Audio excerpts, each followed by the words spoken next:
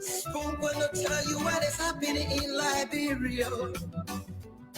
Spoon gonna tell you what is happening in Morovia. Okay, folks, you welcome to another edition of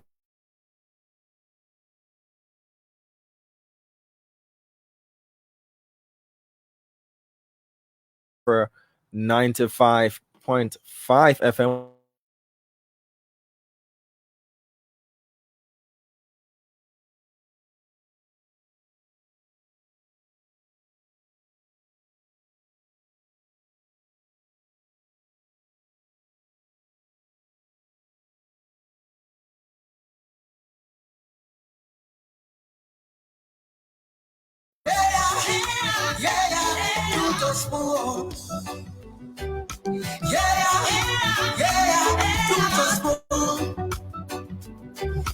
You from Funjama, Maryland to Tospo. To Tospo.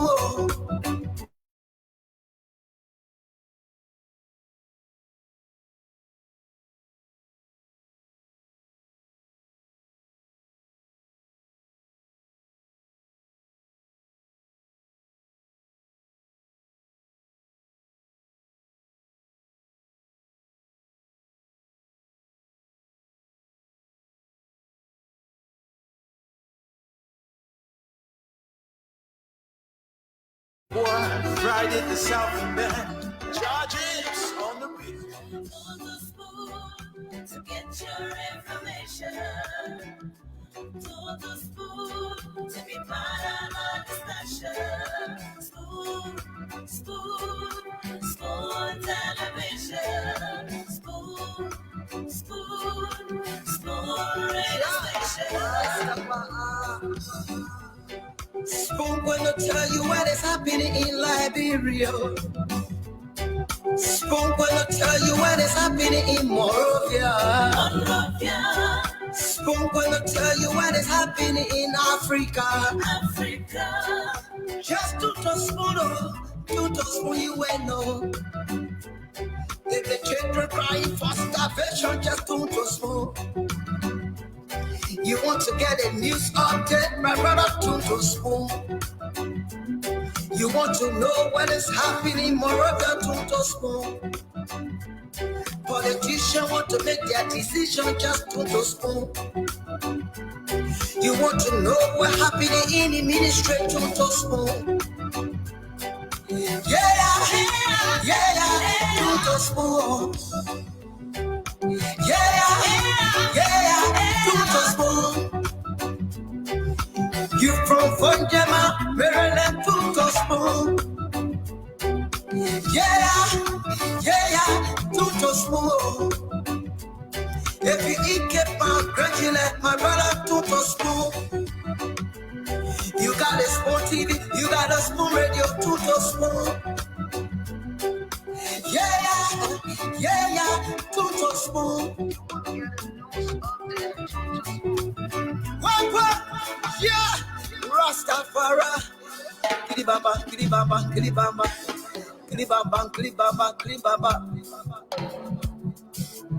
What I want? This one you back today. Spoon TV. This one you back today. Spoon TV. Spoon.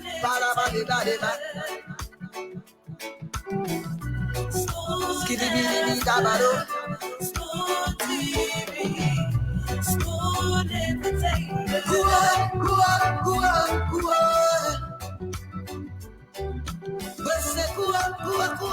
Go to there.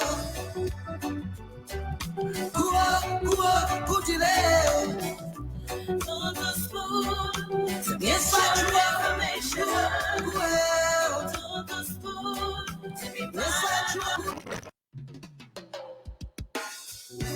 Yes, sir. A special one from the CEO, stand on with the spoon. And your boy, Friday the South and Bend. Charges on the beat. On the spoon to get your information. To the spoon to be part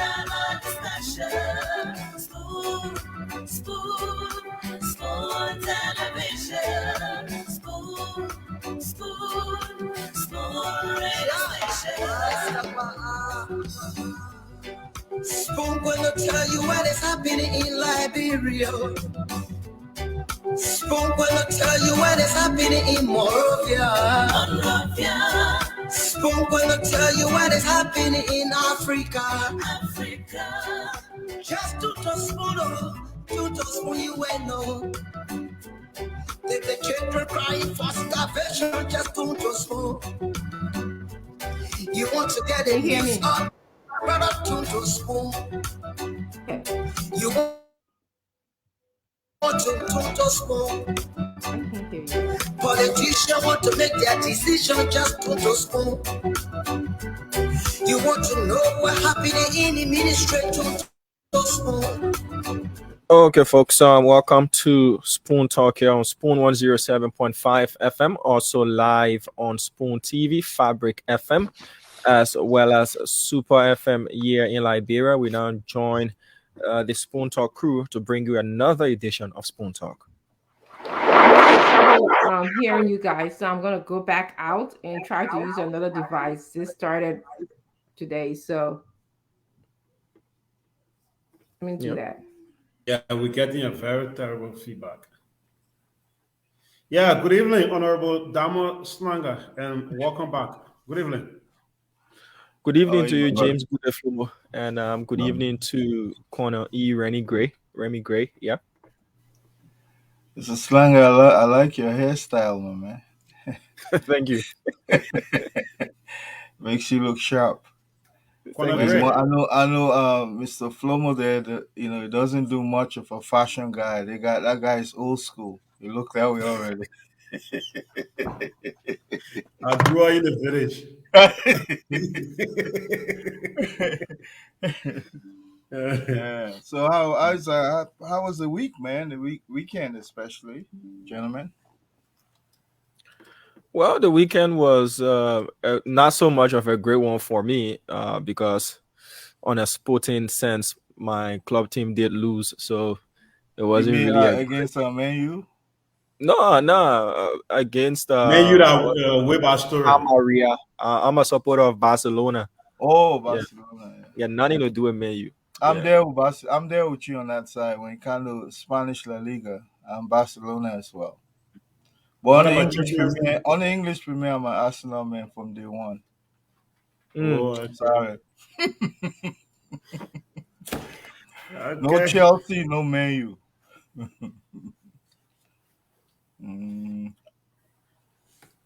I think the doctor is still facing problem with her device.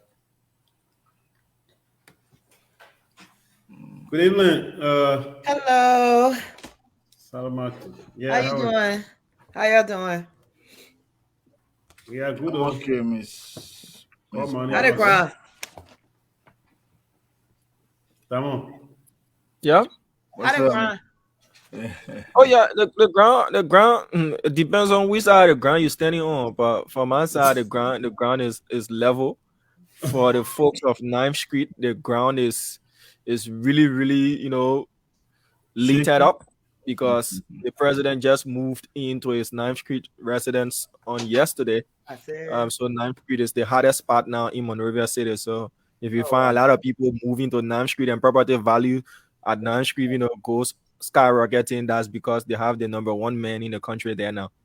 I know that's right. And I know security very tight there now. Yeah, when I visited the 9th Street area today, just to get a first glimpse of what's unfolding, security is tight as you would expect. If the president is residing at a particular location, especially in Liberia, security will definitely be tight.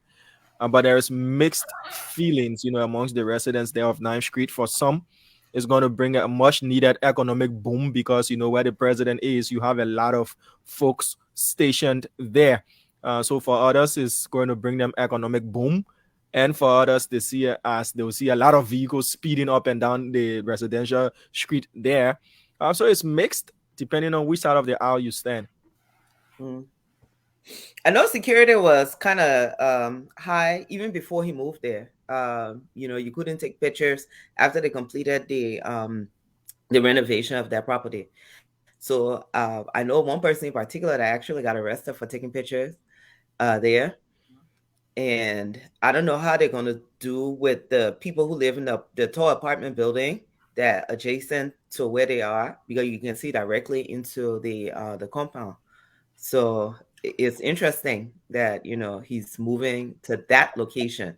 It doesn't seem private at all, simply because you have a whole building, the tall building on that same side, that actually looks right into the compound.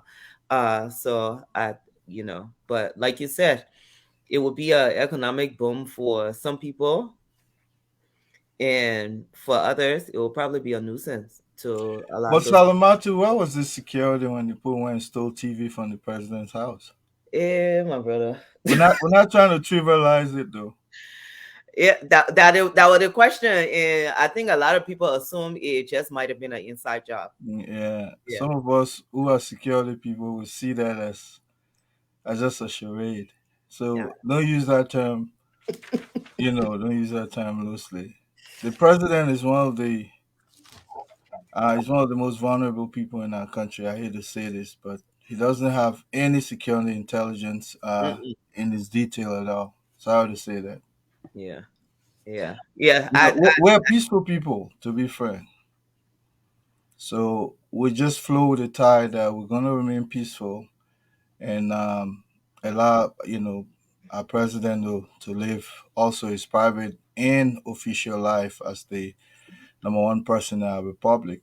But in my opinion, I think that will shift commerce away from that neighborhood because because of the very fear that people may not move freely in certain areas where you have presidents are not supposed to live in certain areas.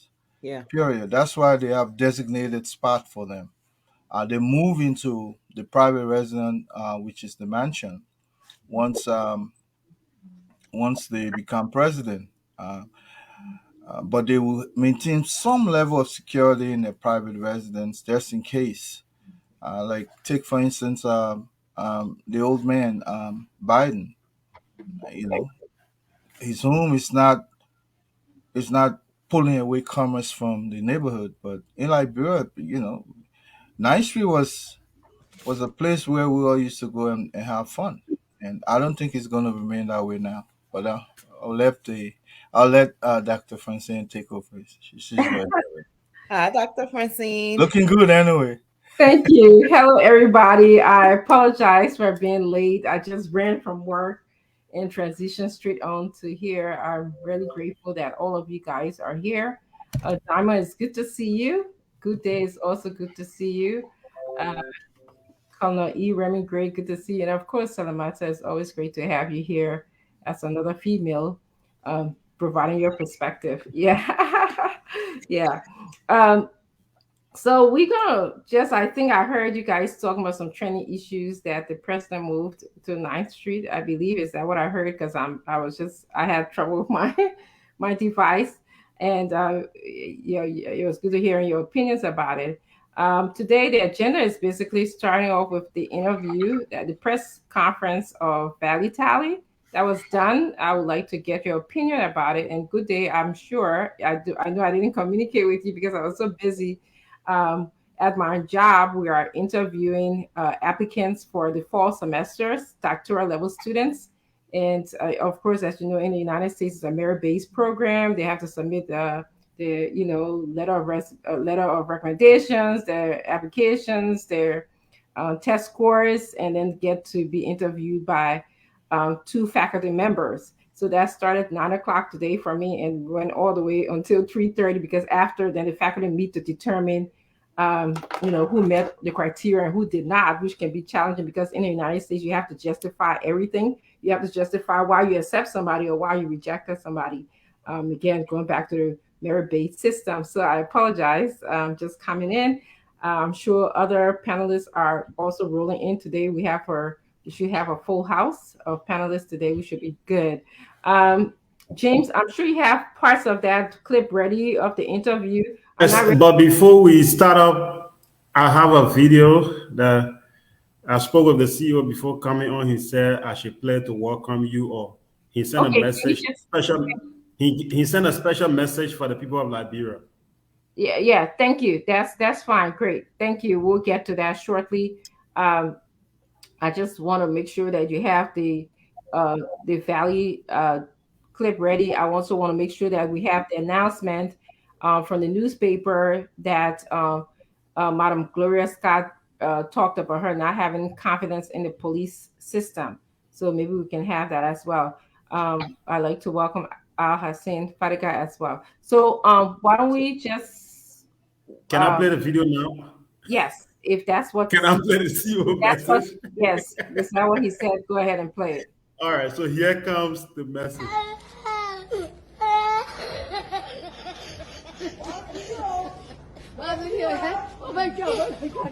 On their show to do. I will be on their show to do.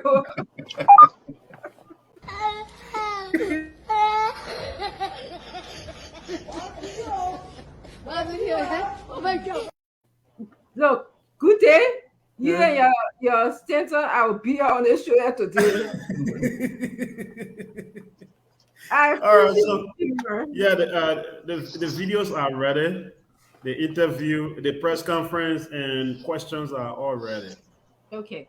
So before we even go into that, I just like to continue the pattern of the show. I want to welcome some of our audience because they are an integral part of this show. They're very instrumental in being concerned about Liberia. So they're here in the comment section. We ask them to express themselves in the comment section. They can tell us whatever they want to say. That's how they know how to express themselves. That's fine.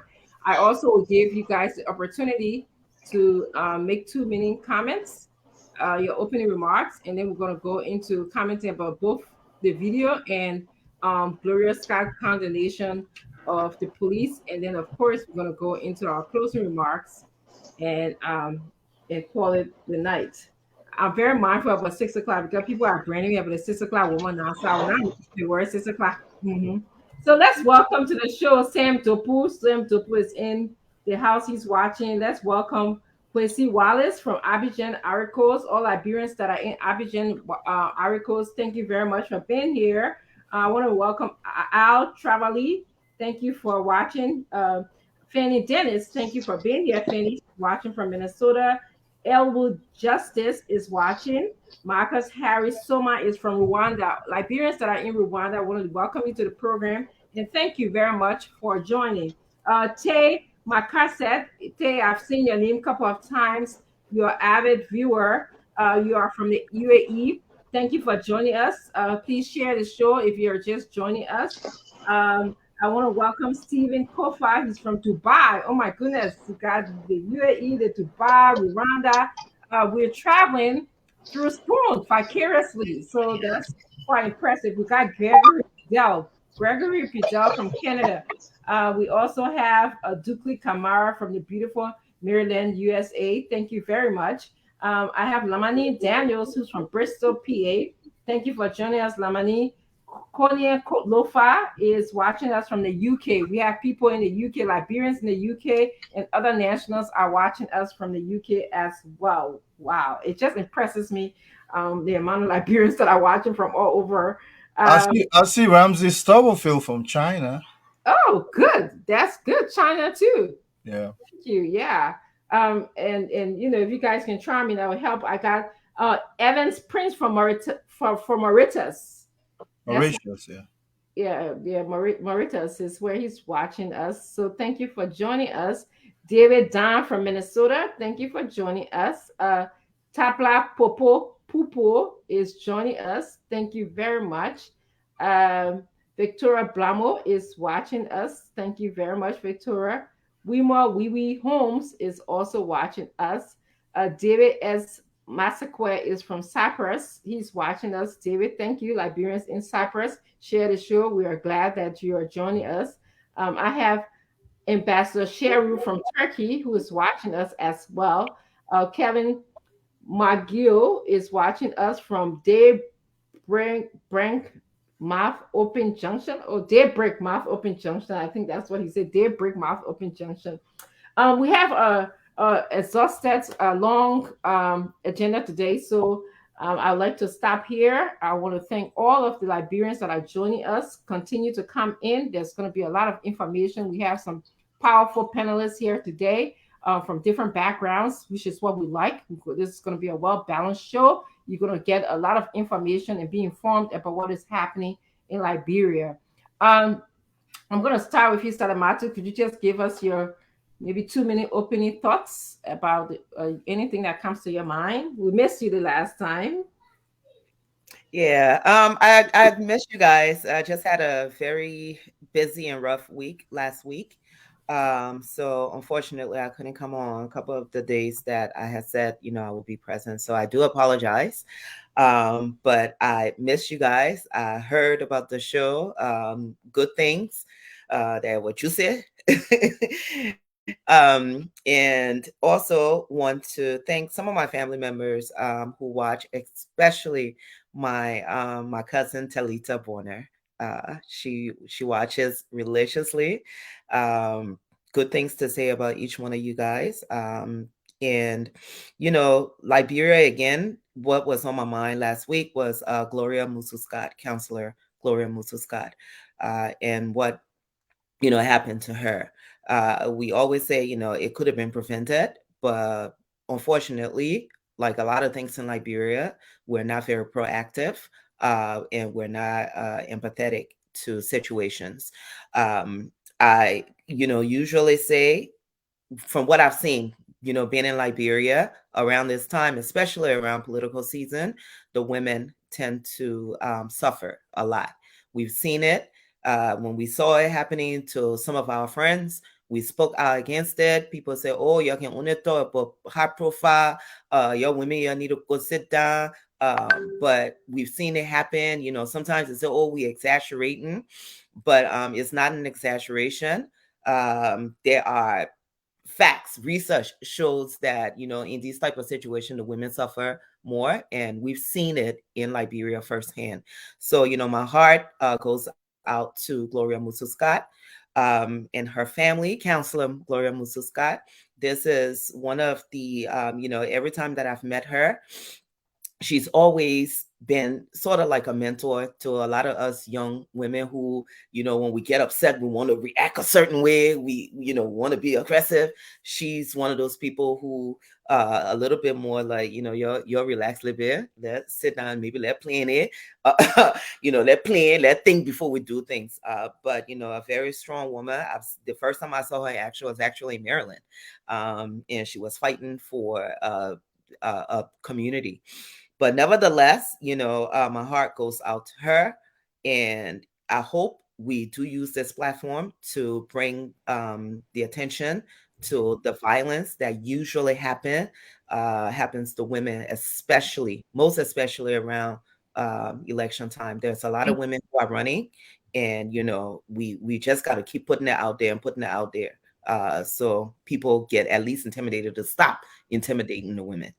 Thank you, Salamatu. Colonel Gray, your 2 minutes of what's on your mind. Keep in mind that we're going to delve in this topic relating to Madam Musu Scott and Councillor Musu Scott, and also we're going to start with the Valley Tally press conference first. And of course, I want to welcome everybody. Sorry for, I was gone last week. Of course, some week I'll be gone based on the nature of my job. But recognizing folks who are watching, I also see Joseph Boy Cooper, who has a business around the 9th Street area, who was viciously attacked by Representative Gray, almost killed him. And one wonders what will become of his business now that. So, talking about, go ahead. No, you just broke in. That's why I didn't hear you for a second, but you're back. You are back Okay. now. Yeah, so I see some spotting on the network, but maybe it's from my end. So I was just saying that there's a gentleman, of course, watching us right now who almost lost his life to the decadence and brutality of Representative Gray, who happens to be the District 8 lawmaker. Attacked this gentleman viciously in the 9th Street area because of some differences. So one wonders how it's going to be now. But talking about what's on my mind, we're also concerned about, me especially, I'm concerned about what is the overarching motive of the justice being attacked. And I have been doing my own real crucial research based on my own. I may not have that level of sophistication as you, Doc, because you did it at a certain level. But I also study human body language especially, and that's what we do as military people. We're sent to psychological warfare school to understand even the mind of our enemies.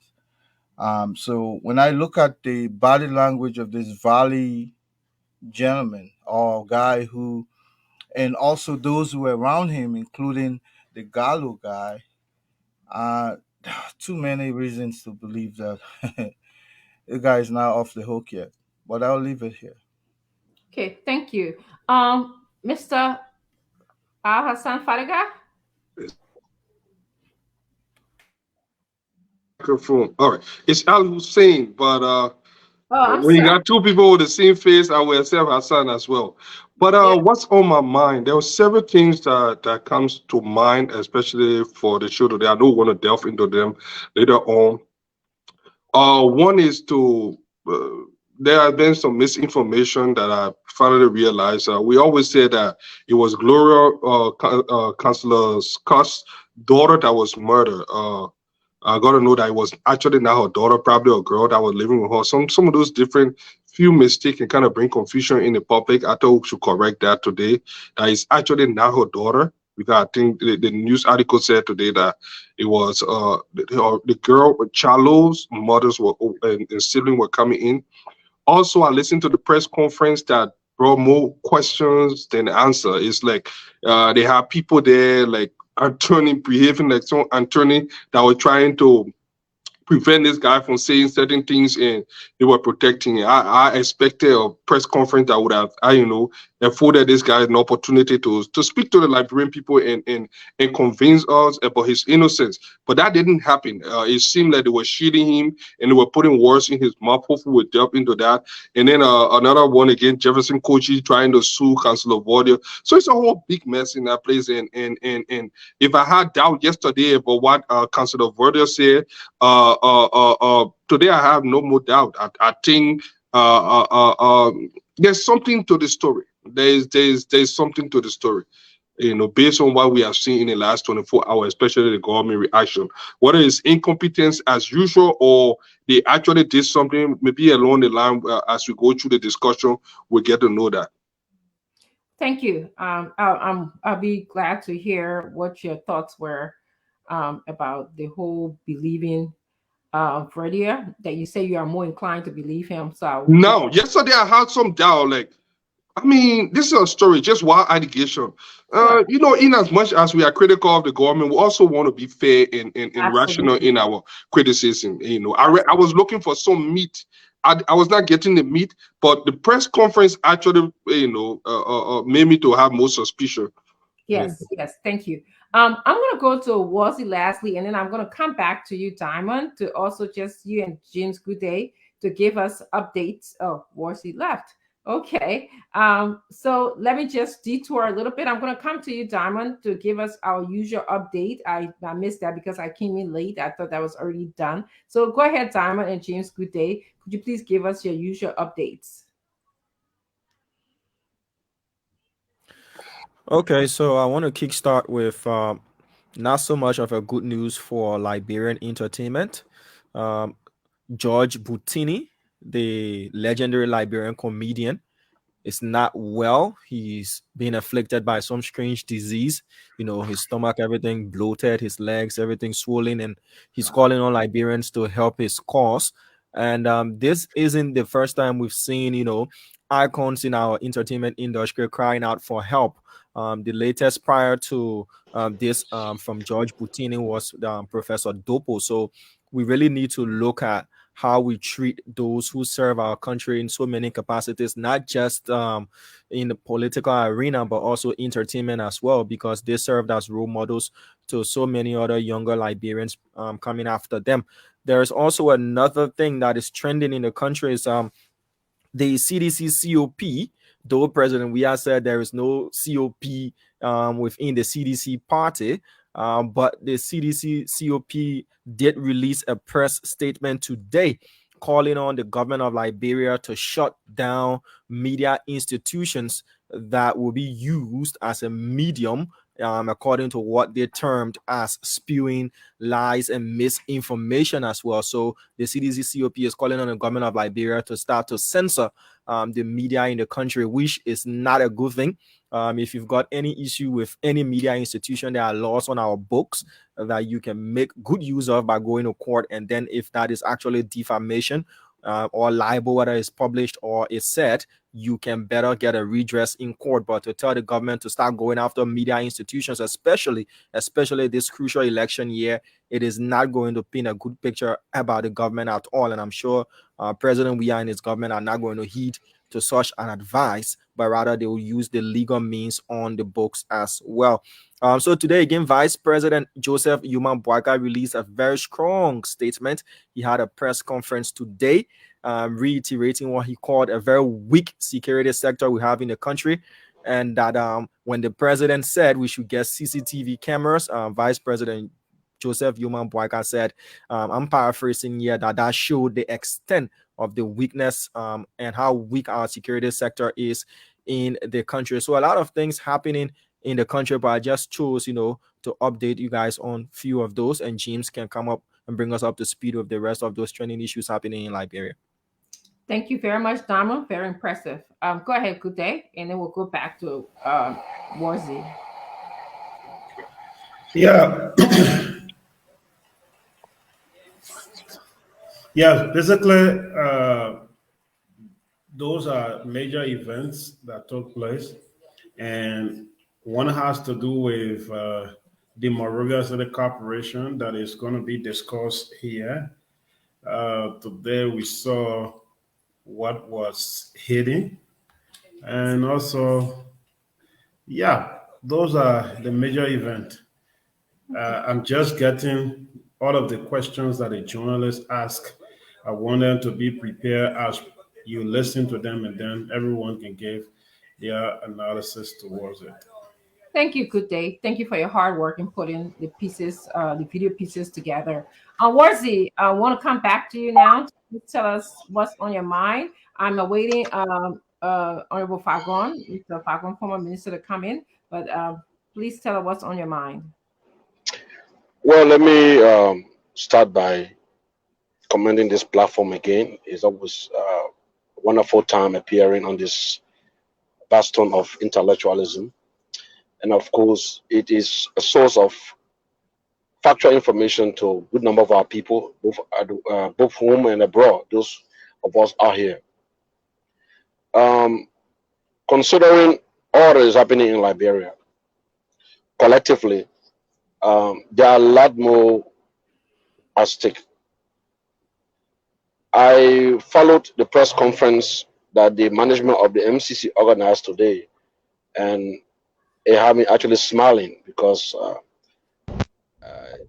one could easily tell the level of guilt, and people need to, those at the MCC, my good friend at the MCC, need to understand that this matter is not something for us to joke. National security, homeland security issue is not an issue to use propaganda plot to kill.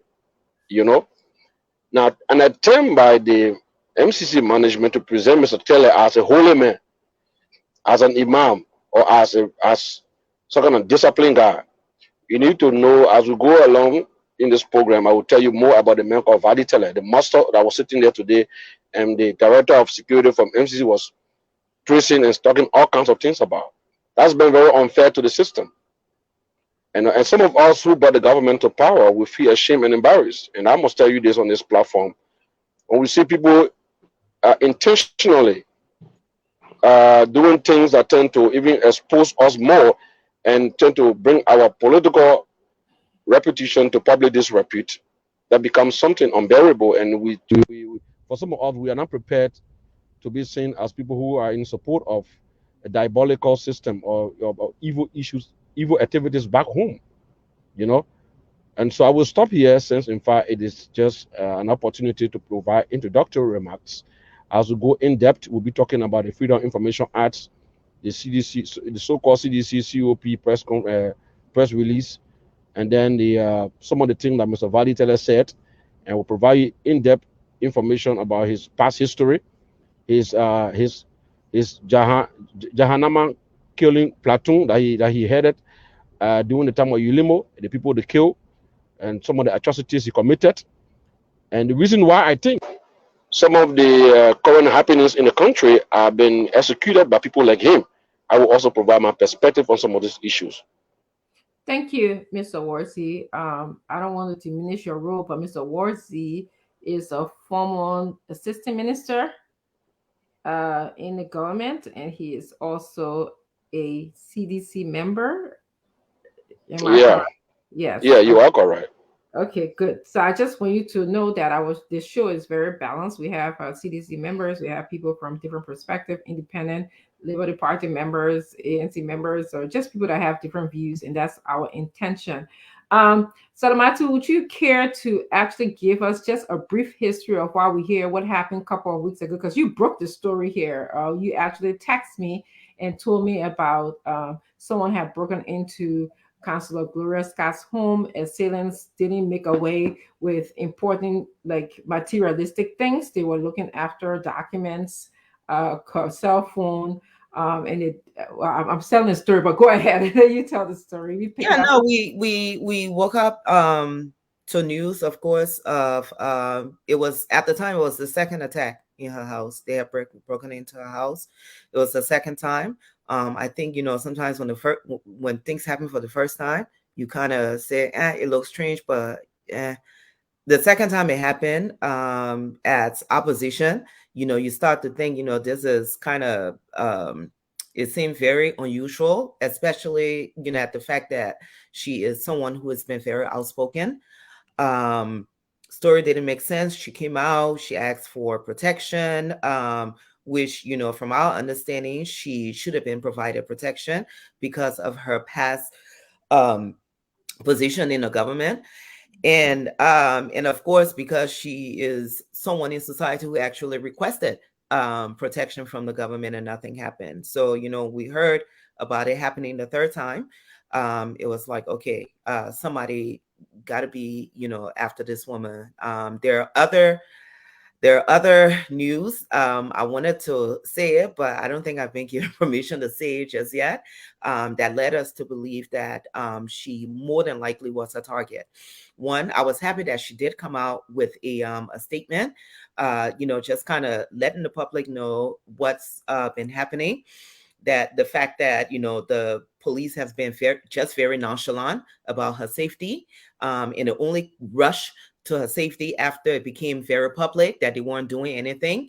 I think at one of the press conference, one of the TV stations, if the Facebook TV station, if you watch, you will hear even the people in the community who came to her house saying, let the police go. We've been calling in. They just haven't been helpful. They're showing up here. We're not even understanding why they're here.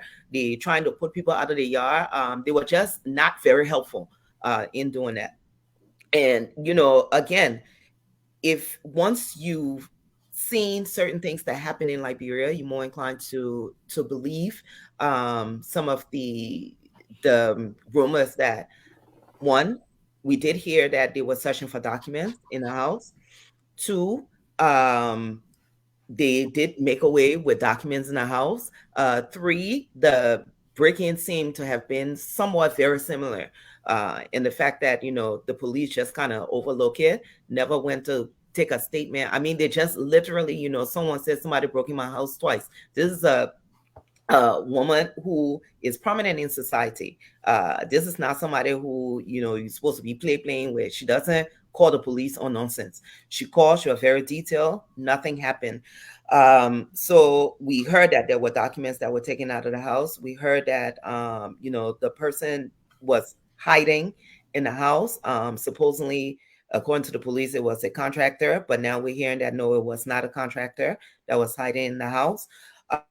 So, you know, for the police to even come out in the beginning and kind of give a truthful statement, they couldn't do it because, again, you know, they didn't react the way a serial police would react to her.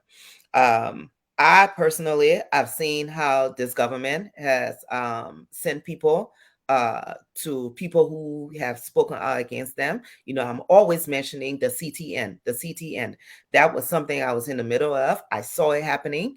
And, you know, for legal reasons, we'll say alleged, but a businessman got deported out of Liberia because of this, where, you know, we attended a meeting and the attendees from the meeting made its way to the foreign ministry on the 6th floor, and that list made its way to the NSA. And next thing you know, everybody who attended that meeting, the government starting to threaten them, calling some of the foreign business people to NSA and just keeping them there for the entire day. Not to say it happened.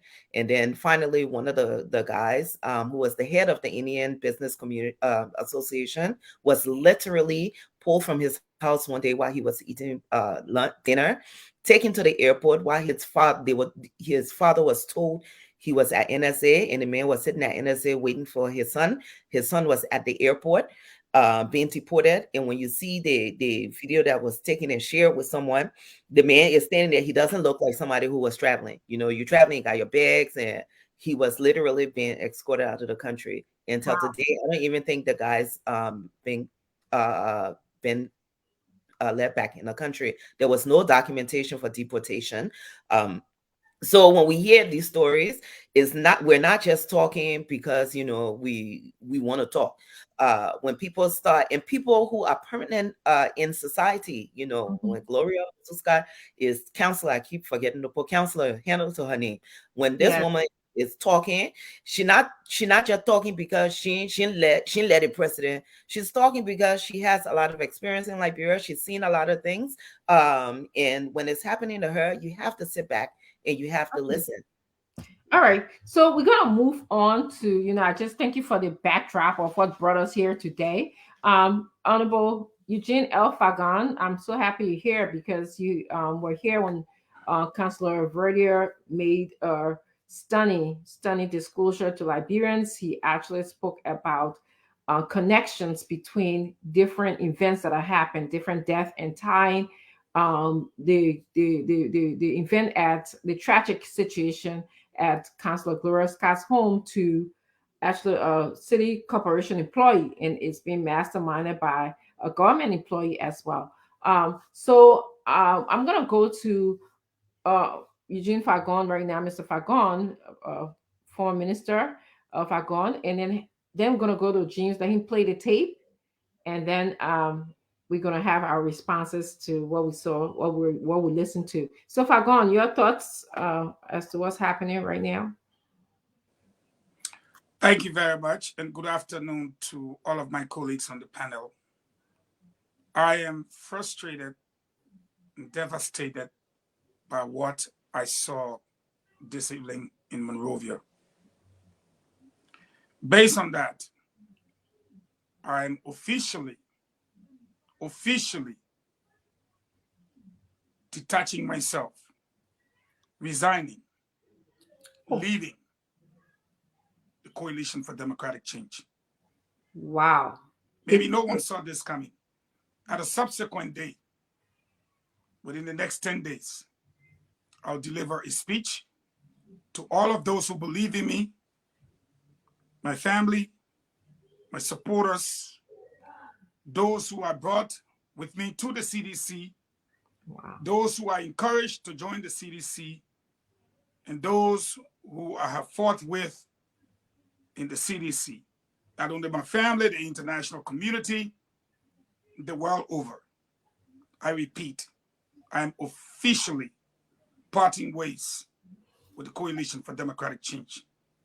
Having said that, what I saw today was a stage. Honorable Falcon, I have to stop you right here. If you just joining us, Honorable Falcon just give us some breaking news. He is officially resigning, parting with, leaving. These are some adjectives that he used from the CDC in the next days. He will be telling us, exactly plan of action. So if you just join us, this is what's happening right now on Spoon. Thank you, Honorable Falcon. Go ahead. And so my thought, a question was asked, and I'm sure James will go back to the tape. It starts from 17 minutes to 19 minutes, 20 seconds. I repeat, 17 minutes to 19 minutes, 20 seconds. If you cut that clip, the question was asked by Kevin Deming. And the gentleman answered the question that he has been at the city hall all along. He sometimes only go home on a Saturday. In response to where have you been since you heard this thing, the gentleman confessed that a friend of his called him and asked him, where are you? That somehow your name is all over the news, that you were involved with this robbery. The news only broke on our station at about what was supposed to be 9, 10 o'clock Liberian time. If you were called by that time, if you were at City Hall as you allege, all along, what stopped Mayor Koji from not knowing you or bringing you forth with him at the press conference? Why did everyone want to answer for Mr. Teller and not allowing Mr. Teller to answer for himself? How is it that you will tell us that Mr. Teller's Facebook page is fake instead of letting him tell us? How you would tell us that the pictures on there are all fake? I mean, this is just too much to stomach. I have a daughter, and if it was my daughter that was stabbed multiple times, I would not be sitting here, and Mayor Koji will not be holding press conference. That I can assure you. I am a father, and I don't take for granted threats to my kids, let alone any harm done to them. This today should keep the stomach of any parent rumbling. In his response, I close on this. He said, the police know my house, but the police encourage Liberians to come with any information they have. This thing happened on a Wednesday night, and only today we've seen Mr. Teller. Enough is enough, and the time has come. Thank you for having me. Thank you. I also want to welcome Honorable Yeka Koluba. Honorable Yeka Koluba, I want to just give you a minute or so to just introduce yourself, and then we're going to have the videotape played so we can discuss our thoughts on the tape. Okay, let me say good evening to the people of Liberia, my supporters around the world, and the people on the show tonight. It's hard to lie. Very, very difficult to lie. Because, let's take for example, the man say he's been hearing anything all on the social media. While Jefferson Koji was having a press conference, he couldn't bring that man. Because in the first place, the people that went to the councilor place were pepper spray. At that time, he still had a pepper spray in his eye. He couldn't bring him to the press conference. In my mind. Look, they took Vanity to Nima County to go and kill him. But because of the pressure, they couldn't do it. Let me tell you the truth today. When Koji went to Nima, they took him there to go and kill him. But because of the pressure, they couldn't do it. And the part take Lebron for a joke. President Weir is taking the Lebron for a joke. We will take this matter to his doorstep. He's taking it for a joke. The people have started bringing gun into district number 10. And the gun is I've been informed from our people that the gun is being brought by people from the CMCC. The Carbon, the Dumadu, they call it Dumadu, the Keita. Few nights ago, I think yesterday night, they were in the tuba holding cartoons. But you know why? they think will soon reach where it's supposed to reach. If people think they will put fear in us to leave their country, they're wasting their time. Maybe they'll put fear in Joseph Boakai and Zara Kume to leave. I'm not going to leave from here to go anywhere. If somebody would think Ambassador we are thinking he will set in a paper and boss it, let him try it. Let him try it and see. Set in a paper and boss it, Ambassador we are. And now what he's trying to do. He think they'll put fear in us. So when they come for the election, they say, boo. They will say for peace sake, there will be no peace sake when Ambassador we are rig this election. If you use a gun to rig election, we'll use a gun to go after him. I say if. This statement is from Yeke Colabar, not from Spoon. Let me be here responsible for any statement I make here tonight. If Ambassador we are use a gun to rig election, we'll use a gun to run after him. Let me say this today. That what they think they can put fear in us. I'm waiting for my political leader to bring their banners. Anyhow, their banner today, we draw we have picture on it, and draw we have say you must go register to vote for. To vote 2023. Yeah, my political leader let's say we must go register to vote 2023. I just wanted to print no banners. I will put my truck in the street myself. Will be over it. We will start the campaign and do the campaign the way people are doing it. Let me hear election commission open their mouth. When I respond to them, they will never open their mouth again. And I dare them. I waiting for my political leader and banners. When I get there, I will be in the street with my truck, my musical set playing, and we're moving around. This man is not going to be re-elected. This man is a serious dictator. This man do not have heart for any human being. They killed that woman's daughter for nothing. The woman is in pain, and justice is not being served. He said that they didn't even know what to say. They lying there for him. But you know what? All the people will be arrested along with Ambassador Weah and handcuffed with backstop. Take the president of prison. All right. Thank you, Honorable Yeke Koluwa. We're gonna go, James. Could you please play the tape of the interview? And then the panelists will each take turn giving their thoughts on what they heard and what they saw. Can we begin with Valley explaining before the question? I'll follow your lead today. All right. First of all, for any statement as a Muslim, my religion, that was a prayer of what? Muslim and Jew.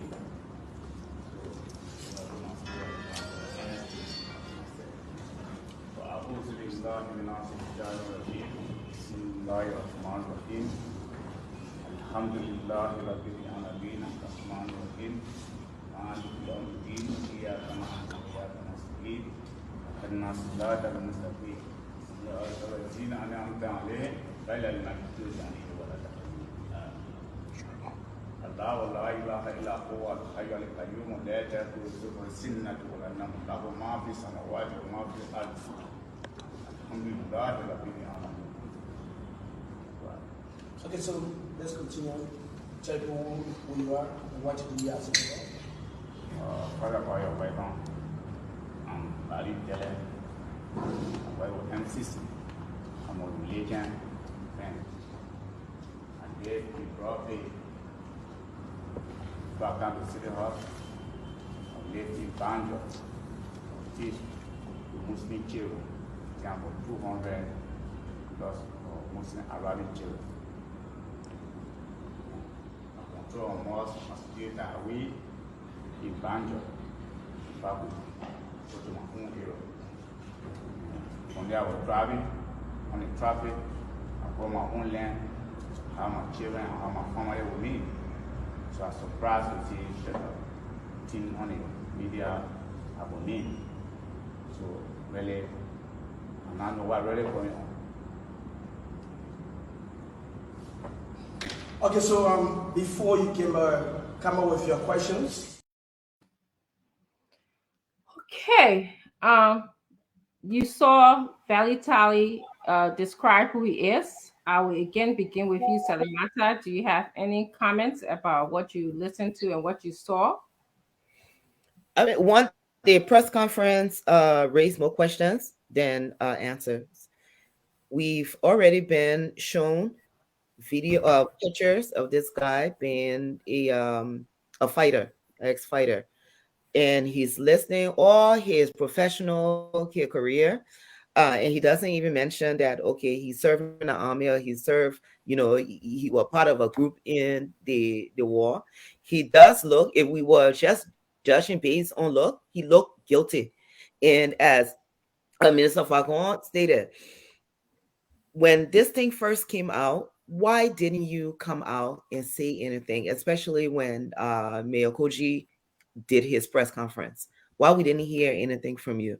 He doesn't even sound remorseful. He doesn't sound like, somebody accused me of killing, and I know I kill. The naked way I would start even crying. But he just, a lot of the times you hear these people using religious as an scapegoat, because usually when you mention anything religious, people tend to, kind of forgive you or be a little bit more sympathetic towards you. But just looking at him, listening to what he's saying, he didn't answer a lot of the questions that we want to know the answer to. He seemed very, very guilty. So I mean, it's, again, I didn't expect anything sound. I really didn't. When you have a government who continuously use words like combative, militant, comrade, in professional settings all the time. I mean, and I see it in letter and all, but comrade, there's any communication. When you have this type of mindset, that's how they're gonna govern. It seemed like we in some kind of dictatorship. Yeah. And two, why haven't we heard from the president?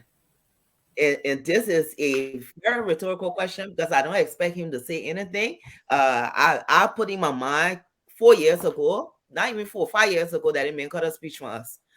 So, but I'm just throwing it out there because look, at anytime we say something, there's a knee-jerk reaction to them. So hopefully, maybe he will say something one day when he gets tired of us criticizing him for not speaking to the public as he should. This woman and I, regular woman, to let us and also, if this happened and somebody is accusing your government of murdering somebody in her house and attempting to murder her, that's a big accusation. You would think, he would come out and say something. Instead, we got a Monrovia City police making speeches with the accused person who look like he just somebody dragging in there, so he just talking because he want to. Thank you, Salamatu. I'm going to go next to Conor Gray. Your thoughts of what you observed? Thank you, Dak. Thing is, when I serve as the county development officer in the inception of the Madam Sirleaf's administration, I was lucky to have served on the security sector reform, given my own expertise in the area. And the issue of vetting, we spend days on vetting because we were in a quarter where we're trying to introduce people back into security organizations. So therefore, the character of the individuals that we were recruiting should, should stand in terms of not hurting the community, not engaging in previous, mayhem against their own people and so on and so. So we cleverly coined some of the expectations before we went to start recruiting the new police because we were very particular and thorough. People like Valley could not have made it if they were to stick with that particular expectation of the security sector reform. For the fact that if someone in the community were to point at you that this is one of the individuals who um, bastardized us, was involved in all kinds of atrocious activities, we will have to come back in and make sure that we scrutinize such a character against entering. I heard the city police chief, Gallo, if it's his name, making clearly that because people were, firstly, he said people were vetted. Well, if that guy was vetted, he could not have been part of the national, the city police 30 garment. seconds, Conor Gray. And so clearly it was not vetted. And then they deny his role. Now they're saying he's just a patrolman. Now they're trying to remove him from the seniority or the proximity of Mayor Koji. Clearly, that was something intended to cover up. And secondly, when you are being accused in such a situation, the body language is different. Okay. I look at him Mhm. and I see him like somebody who is even afraid to talk because there's nothing there to say. Okay. All right. Thank you, Colonel Gray. Mr. Fadiga. Yeah, like I said, if I had doubt yesterday, all those doubts when I listened to the guy today. The reason is he was holding back. Most time people hold back when they have something to hide, and based on his body language and they kept interrupting him. I thought it was concerning, and they tried to pin an image of this guy that is nothing like what he actually is. If you look at history, if you see past serial killer or mass murderer, they have the same demeanor. They are calm, look innocent in the face. But deep down, this guy, from what we know about him, he was a notorious killer during the war, and he murdered a lot of people. And to see him there reciting the Quran, for me, I have a big brain. I like to look at things in its entirety. I see a lot of things at play here. We have a very a community or a country that people prejudice. So he may be saying this. It's not only Valley, it's the Muslim community that will be affected. It's the Mandingo community that will be affected because people tend to pressure that. They do not just single or one person. Oh, that the Mandingo put into that taking or that the Gil put it. So every time we see a government, I always talk about maintaining the peace, keeping the peace, and they do things that is completely contrary to what is maintaining the peace. And when I saw that today, my impression it was guilt. If I was on a jury pool today and vetting this guy, he sounded very guilty. They seemed like they were hiding something the way they kept cutting him off and trying to portray an image of a person that doesn't exist. He's a teacher. He started. He say you're a teacher teaching a Muslim school. That is what they want us to believe. Mm-hmm. But what about the Valley, the killer? We want to hear more about that side. Is he capable of killing? Did he do it? I mean, like I said, if I had doubt yesterday, no, those doubt. Yeah. Okay, thank you, Mr. Fadiga. I'm going to go on to Mr. Wazi. You talked in your introduction about knowing some of the history of vitality. Can you come on and tell us? Are you able to come on? Okay, we'll circle back to Mr. Wazi. Fagon, Mr. Fagon, please tell us. Well, again, let me state for the records.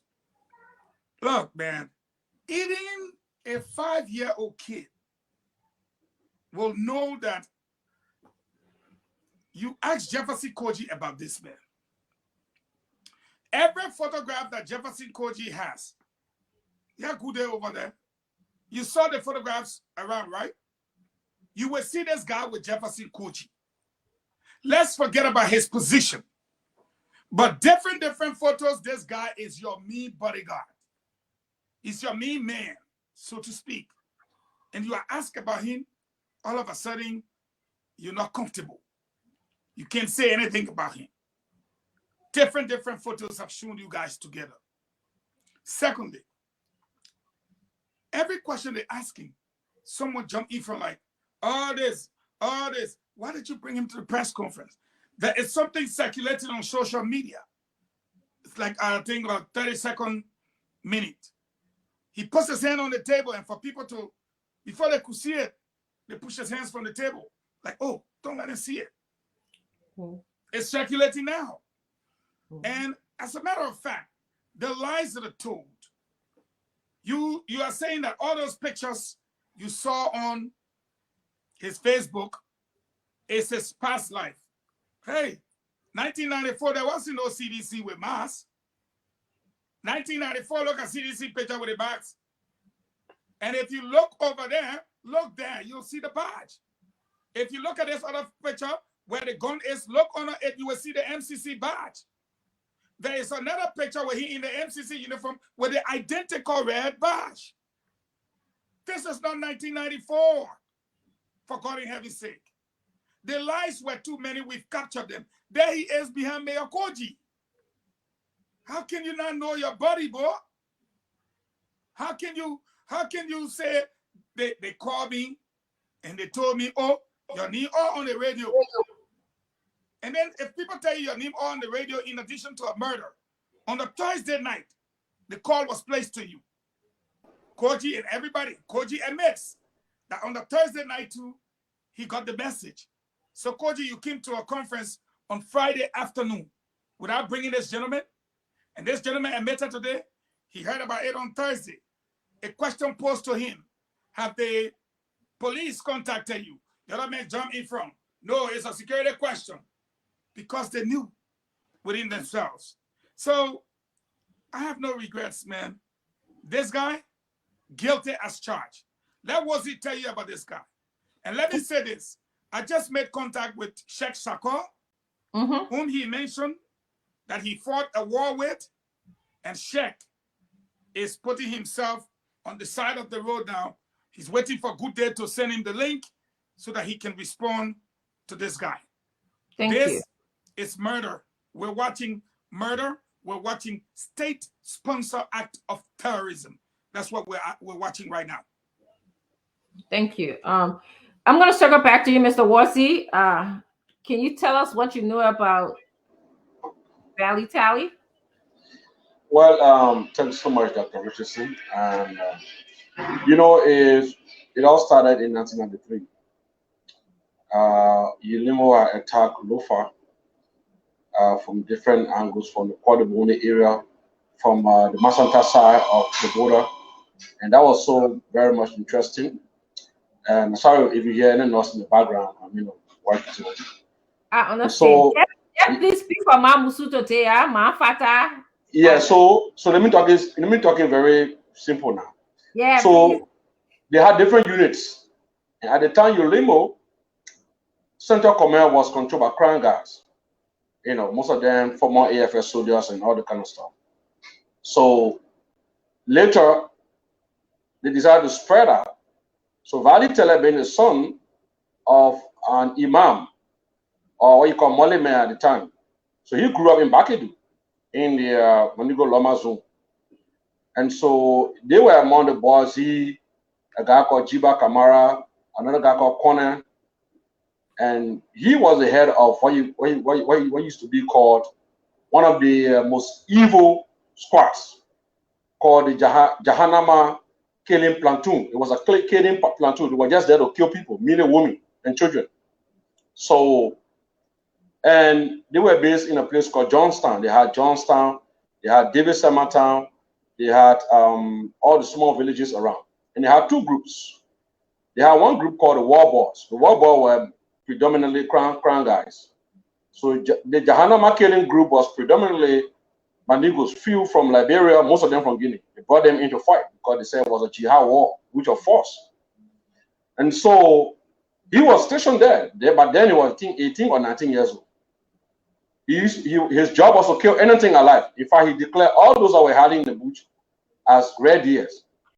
So they used to bring people down to Johnstown to his checkpoint and slaughter. And every time people got to give him children to eat, he and his friends, his group, Jahannama crazy, that imam, what they say, that imam. You see, and that's why I got disappointed. When people try to bring Islam and the Mandigo ethnic group and try to back evil people or people who committed crimes and try to shield them with the integrity of the religion and the trap, it becomes a problem.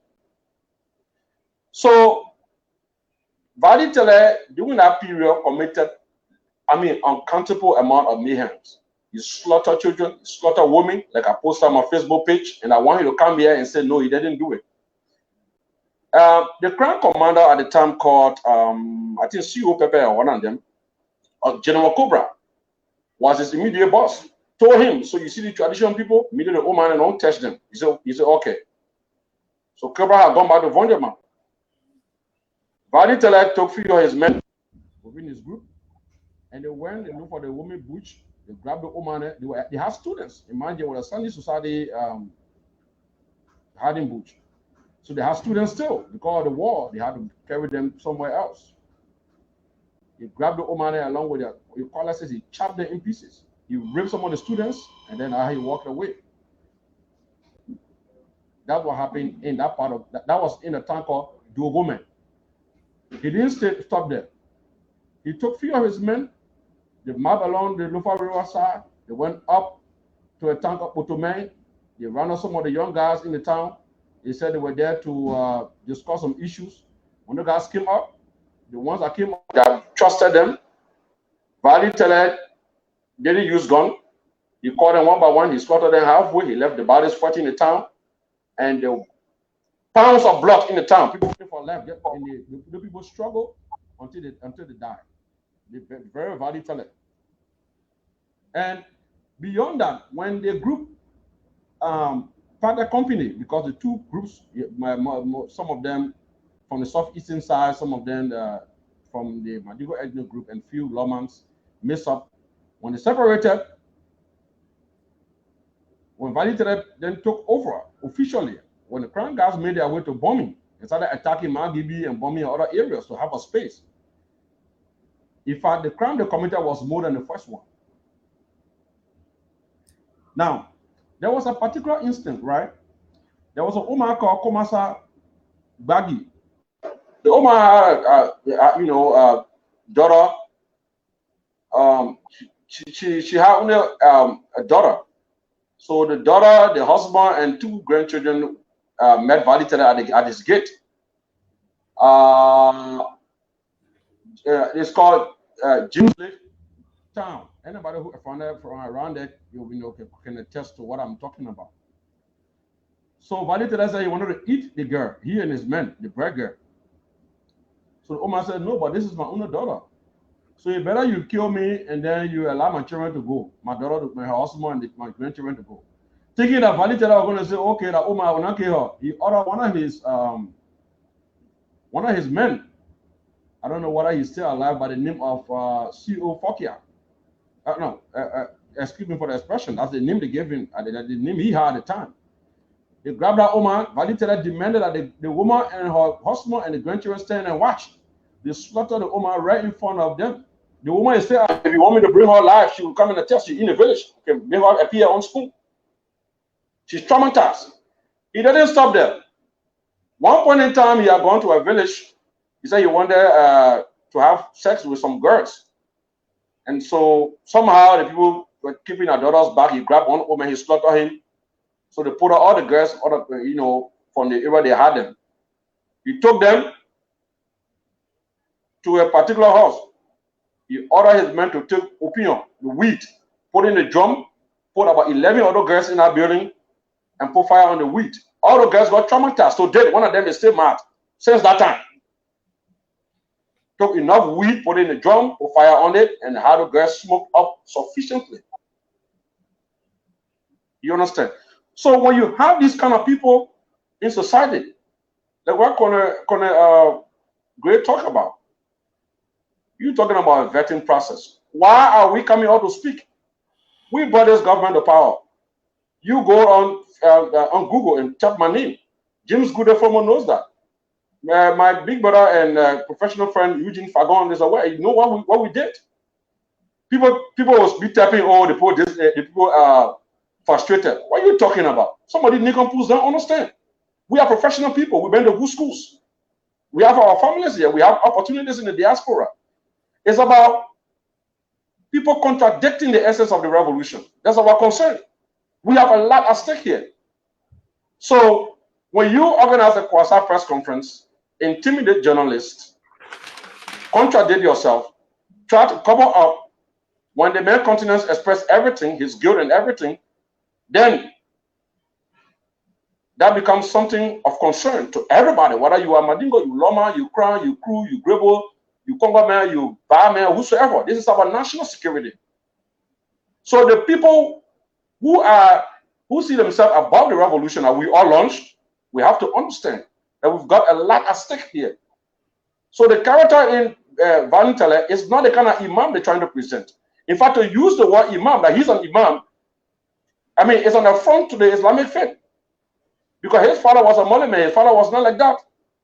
His father from a town in the Bakudi area, behind our town called Salaga. Now, I know the entire Kwani region.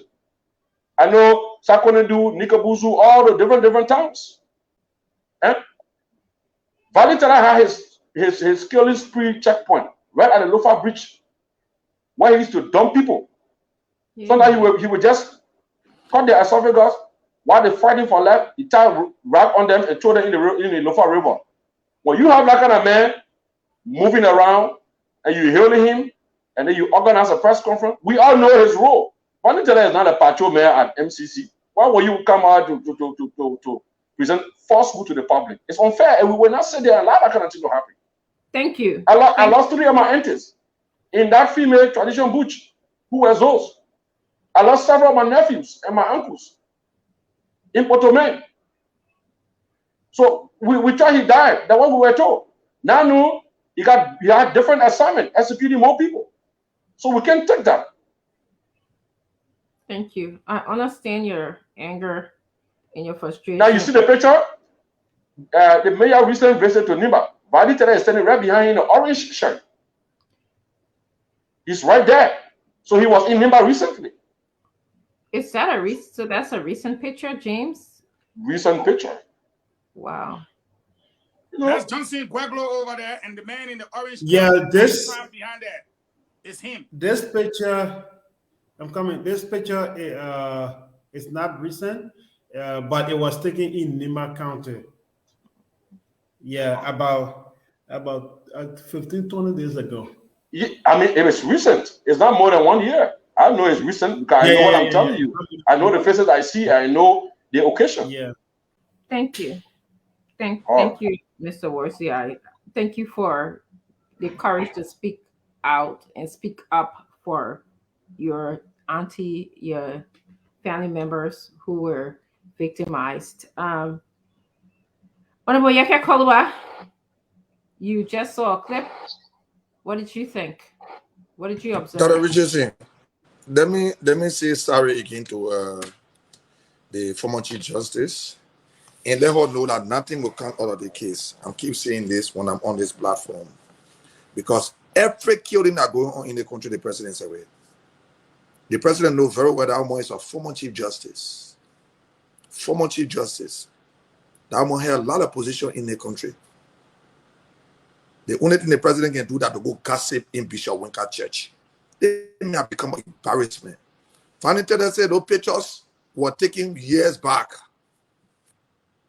You took pictures years back in the 90s and the pictures stay clear. Years back you were in the MCC. Well, the camera, the picture now, that picture there is clear more than some pictures that have been taken today. What's wrong with these people here?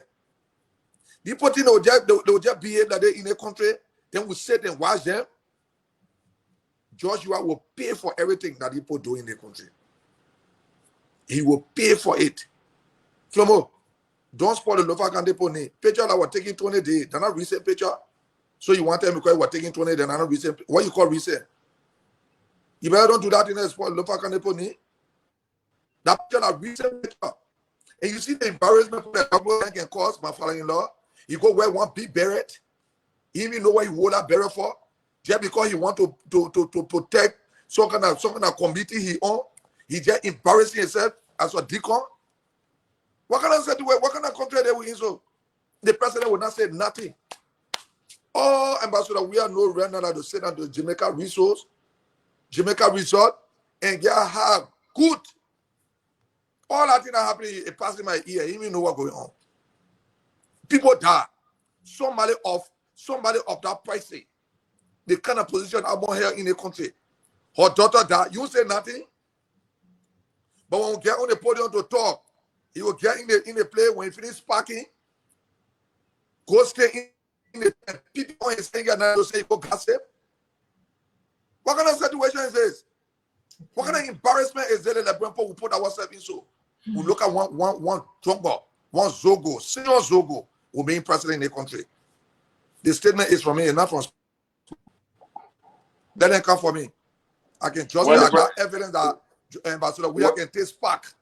Where the president is on Zogo. So I think Mr. Honorable Kuluba, you gotta take that into consideration. I can justify it.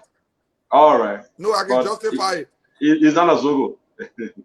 Okay. All right, Honorable Kuluba. So I'm gonna just briefly mention what I observed. Number one, I would have wished that Valley Tally would have suggested a alibi. Usually, if you claiming that you don't have any guilt, you will tell us exactly where you are at the time of what people are accusing you of the event that happened.